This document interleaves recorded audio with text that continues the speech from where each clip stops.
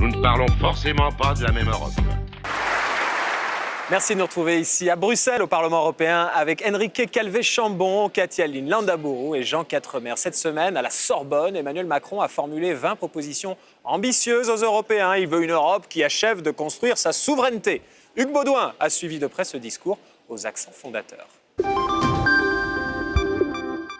Le temps où la France propose pour avancer avec l'Europe et avec tous les Européens qui le souhaitent, ce temps-là est revenu. Et je pense... Bravo, chiche, allons-y. Le vibrant plaidoyer présidentiel pour une Europe qui protège, une Europe qui se protège, a été reçu 5 sur 5 dans la capitale européenne. Avoir un chef d'État qui se prononce clairement pour une Europe plus forte, pour une Europe qui protège, pour une Europe des citoyens, eh bien on ne peut que remarquer ce discours qui n'est pas commun aujourd'hui en Europe. Mais c'est aux actes que le président de la République est maintenant attendu. Ce n'est pas le discours qui est suffisant, c'est l'action, c'est la pratique, c'est la persistance. Maintenant on va voir. Outre-Rhin, également quelques réserves, comme si les beaux discours français ne séduisaient plus. Comme je suis pessimiste de nature, je m'attendais à pire. Alors je crains que je fais partie de ceux qui n'ont pas d'audace et qui sont plutôt réticents par rapport à toutes ces belles idées. Le chef de l'État a demandé de l'audace et le sens de l'histoire. Il y a encore quelques Européens à convaincre. Effectivement, Hugues Baudouin, extraordinaire. C'est Ingeborg Grässle, eurodéputée conservatrice allemande. Alors Jean Quatremer m'a dit « j'aimerais parler en premier, j'aimerais parler en premier ». Est-ce que c'est lié au sujet, Jean ? Cela fait 25 ans que je suis l'Europe et depuis le départ de François Mitterrand, c'est la première fois que j'entends un discours pro-européen prononcé avec passion, avec du fond, avec des dizaines de propositions. Il est impossible de les résumer en une phrase, faite par un président français. Et moi je dis enfin. Alors on entend dire des gens, oui vous comprenez, tout ça ce sont des mots. Mais je rappellerai que la Bible s'ouvre sur ces mots. Au début était le Verbe. Quand François Mitterrand et Helmut Kohl ont proposé la monnaie unique au début des années en 1988, à ce moment-là, tout le monde a ricané. Même au lendemain de la signature du traité de Maastricht, personne ne croyait que la monnaie unique verrait le jour. Mais il faut ne jamais oublier que l'Europe se fait parce qu'on s'engage politiquement. Parce qu'il y a des gens qui ont envie d'Europe, des gens qui veulent faire l'Europe. Et depuis 20 ans, c'est vrai que nous avons des présidents français et des chanceliers allemands qui n'ont plus envie de faire l'Europe, qui ont reçu l'Europe en héritage, qui sont devenus des euro-réalistes et qui gèrent, je dirais, la boutique. Il faut aller plus loin. Si on continue à gérer la boutique dans 5 ans, on a des populistes ou des démagogues au pouvoir. Il faut bouleverser tout cela et reconstruire l'Europe, la refonder. Au début était le verbe, l'importance des mots. Enrique Calvé-Chambon, le mot au cœur du discours d'Emmanuel Macron, c'est la souveraineté. Oui. C'est ça aujourd'hui le mot le plus important, européenne. Oui, mais qu'est-ce que ça veut dire à mon avis? Et c'est très important. D'abord, je suis tout à fait d'accord avec ce que me dit M. Quatremer. Ça ne va pas être l'habitude.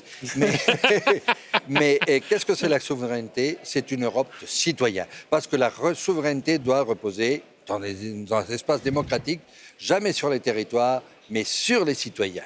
À mon avis, il a apporté 2 choses fondamentales, et je laisse la parole malgré le conciliabule, tout de suite à ma ravissante compagne. Il a dit... Compagne. On se calme quand même là. J'ai dû faire un hispanisme. Ami, ma ravissante amie, pardon. Et je ne dis pas petite amie, j'ai dit amie. On enchaîne. Je dis simplement 2 choses importantes. Je crois qu'il a très clair, et c'est important, et je crois que Mme Merkel aussi, il n'y a pas de liberté, prospérité et sécurité future pour les Européens s'il n'y a pas une Europe continentalisée. Parce que le monde est en train de se jouer ailleurs, entre continents. Première chose qu'il a dite, et la deuxième, et avec ça je finis, et ça c'est mon opinion, mais je crois que c'était implicite dans ce qu'il disait, il n'y a pas de meilleure Europe, que nous chercherons tous, sans plus d'Europe. Et il a proposé de construire plus d'Europe. Et je suis d'accord. Katia-Lynne. Je partage leur enthousiasme, mais j'ai beaucoup aimé cette phrase que je trouve extrêmement rassembleuse. Il n'y a pas de ligne rouge, il n'y a que des horizons. Donc pour montrer, il faut avoir de l'ambition. Quand on commence une négociation, si on fixe directement les limites de cette négociation, on ne va pas très loin dans le dossier. Il y a un bémol quand même, parce qu'il faut un tout petit peu arrêter cette apologie du macronisme. On est quand même des journalistes. À force de donner une liste tellement grande de priorités, c'est très bien. Sans les hiérarchiser, en se gardant bien de les hiérarchiser. On se perd. Qu'est-ce qu'on va faire? Alors, tout le monde peut y trouver son compte. Certains vont rejoindre l'Europe de la défense. D'autres vont saluer l'agence pour l'innovation et ce ne sera pas les mêmes. Donc c'est très bien parce que tout le monde peut s'y retrouver. Mais en même temps, on fait quoi avec ça? Et on va dans quel sens? Et avec qui? Donc voilà, maintenant c'est la question que je pose.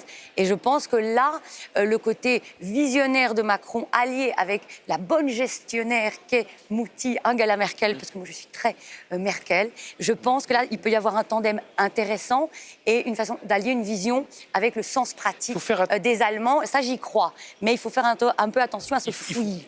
Quand on écoute Gressle, la députée CDU, c'est vraiment penser souvent à ce qui a tué l'Europe, les peines à jouir.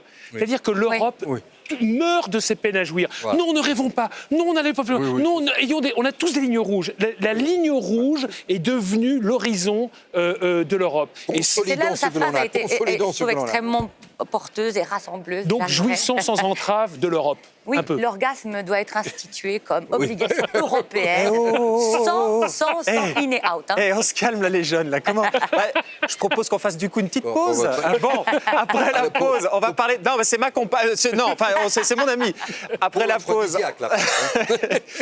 On arrive à l'orgasme. Ça n'arrête pas. Ça n'arrête pas. Après la pause, on va parler de pesticides. Ça va vous calmer un petit peu tous. Jean, et pour calmer les nuisibles un petit peu, on va parler du glyphosate. À tout de suite. Nous ne parlons forcément pas de la même Europe.